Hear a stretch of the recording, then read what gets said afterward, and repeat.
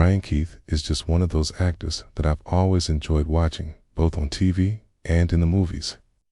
My first time seeing his work was in Family Affair, which was a TV show that I've always felt was heartwarming, funny, and just a little bit sad. Ironically, that's probably a good way to describe Brian Keith's life as well. Sure, his life was full of wins, but along the way, the man who played good old Uncle Bill on TV had a few challenges of his own as well. I'll talk about them in just a couple of minutes, but first, I'd like to reflect upon a handful of my favorite memories that involve Brian Keith. I'll start with Family Affair simply because, like I said earlier, I freaking love this show. Along with Brian Keith, you had a great cast that included Anissa Jones, Johnny Whitaker, Kathy Garver, and Sebastian Cabot. Each week, important life lessons were handed down by Uncle Bill and his right-hand man, Mr. French, two twins, Buffy and Jody, as well as their older sister. They don't make them like this anymore, folks, and it's just too darn bad, if you ask me. Also, worth mentioning is Disney's The Parent Trap. Yeah, I know Hayley Mills is the star of this show, but Maureen O'Hara and Brian Keith are equally wonderful as divorced parents of twins who were separated at birth. And yes, I know pulling apart twins as babies just because the parents are getting a divorce sounds a bit crazy and even a little bit cruel. But you've just got to go with it because this movie is a ton of fun. Not only did I enjoy Brian Keith's performance in this movie, but I felt like his chemistry with Maureen O'Hara was through the roof. Another great movie is with Six, You Get Egg Roll.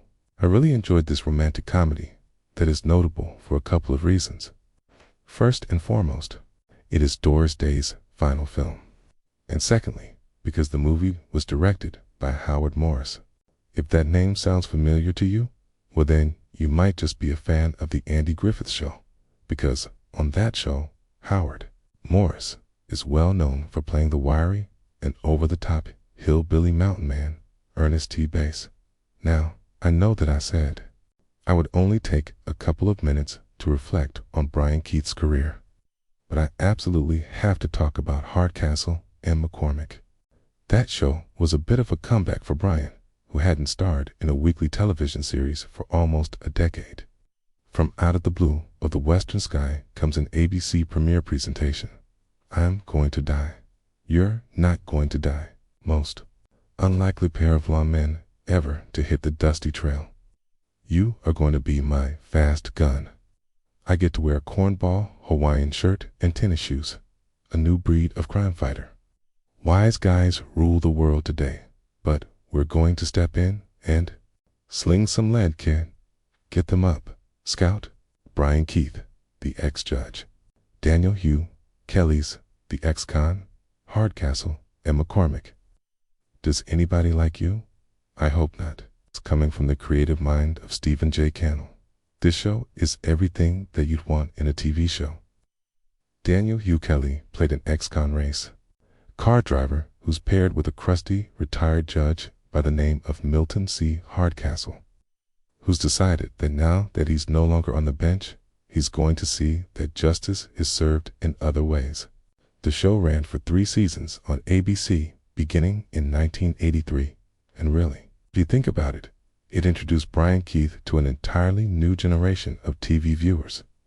Although Brian had quit smoking right around the time that Hardcastle and McCormick came to an end, about a decade later, he was diagnosed with lung cancer. As you might expect, the news was devastating. Still, nothing could prepare Brian for what would happen next. About a year after his diagnosis, Brian's daughter, Daisy, committed suicide. It was an emotional blow that was really all that Brian could handle. So over the course of the next few days, he called friends and family, even former co-workers like Kathy Garver and Johnny Whitaker. I have no idea what was said in those conversations, but I do suspect that it was Brian's way of saying goodbye, because it wasn't long after that Brian made the decision to take his own life as well. In the note that he left behind, he He indicated that he wanted to be with his daughter Daisy again. Brian's wife, Victoria, has written a book about her life with her husband. From everything that I've heard, it seems like it's a deeply moving and very emotional collection of memories from someone who lost two of the people that she loved the very most in this world in an extremely short period of time. The reviews on Amazon seem to indicate that it is a journey worth taking if you are so inclined. While the story of Brian Keith is not without tragedy. I think if you were to ask those who were closest to him, they would want us all to celebrate the triumphs of a man who lived and loved to the best of his ability. And now for something only semi-related. I tell a story, television story. What else? About 20-some years ago, there were a couple of guys knocking around Hollywood trying to get arrested, and they finally got some kind of cockamamie little contract in one of the big studios, and they were getting great lines like, "I'll help you with your baggage, ma'am, and the Indians are coming." And so they got a new studio head, came in. He was going to make a clean sweep and save a lot of money and get rid of the deadwood. So he calls the two guys in and he says to the first guy, I'm going to get rid of you because, but I'm fair and I want to tell you why. He says, "You got a real bad tooth here. It hangs over, and but that's not so bad." He said, "You got this Adam's apple, and it bobs up and down or something. I look at you on the screen. All I see is the Adam's apple, okay? You're not going to amount to anything. Get rid of it." And then he says, the other guy, "Now you look okay, but you can't act." Now, the guy with the bad teeth and the Adam's apple was Clint Eastwood, and a guy who couldn't act, who was burned. Yeah, I've done 3 pictures with a guy. I don't know anything about acting, but if he can't act, he's doing a hell of a good job of faking it. Look at all these fine people who not only subscribe to the channel, but are supporting channel members as well. If you see your name on this list, thank you so very much. Each one of you are truly appreciated. Clicked on that thumbnail, 'cause it's time to go. Dave's got the classics.